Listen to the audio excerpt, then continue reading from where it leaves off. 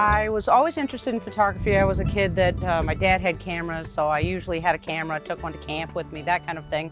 From then on, I just always took pictures of my kids playing sports, and then it grew into a little business.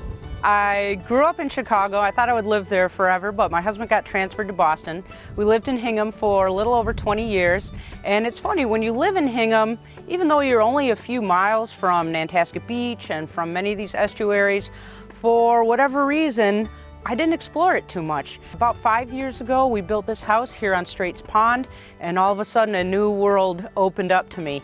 And it is amazing when you see this little habitat for what's a fairly small habitat. It's unbelievable the amount of species that are here.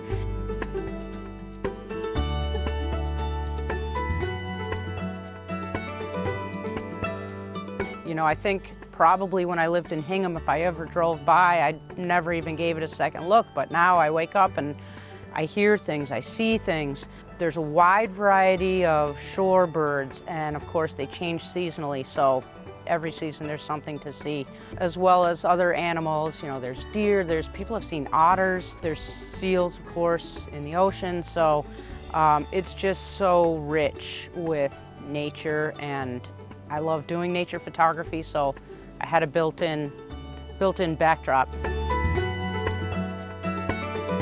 It's interesting, and this is such a great thing about photography, is you just can constantly discover something new. It's not like, well, now I've seen everything.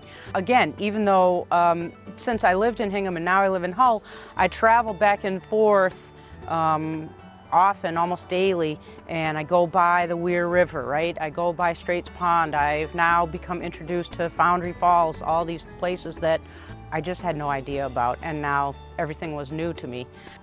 I guess the feeling, I would say, was excitement. You know, as a photographer, any kind of artist, anytime you have something new like that, it inspires you to photograph it, paint it, express the beauty of what you're seeing.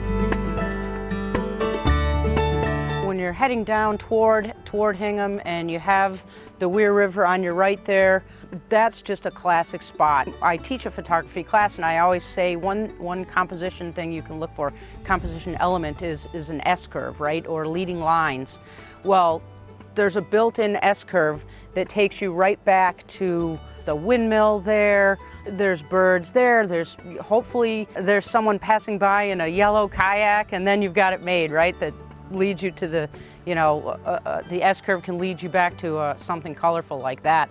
But yeah, that's a place that I go by, or if I see certain conditions, interesting clouds, and I think, oh, it's going to be an interesting sunset, you know, or, you know, a good time to photograph is a weather pattern coming or a weather pattern leaving, which of course here in New England happens often. Those kinds of things, I'm so close to it. You know, I've got the pond right here, so not to be lazy, but I literally just have to look out my window and see. You know, I'm lucky because, like the Weir River, I mean, it looks different. Well, it looks different every day, but certainly every season.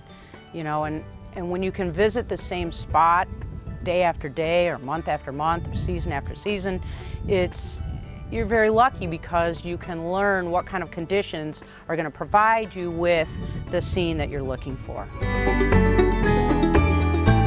So I guess what I'd like people to know about the estuary is, number one, it's here. You know, it's here, and while access is limited in some places, it is available in others. And, you know, in the places where you can get to it, take care of it. You know, we want it to be around, we want it to last. You know, don't pollute it, don't put garbage in it, but enjoy it. You know, get to where you can look at it, support the people that are trying to give us additional access, and enjoy it and be kind to it. So from me and Straits Pond, I just want to say happy National Estuaries Week.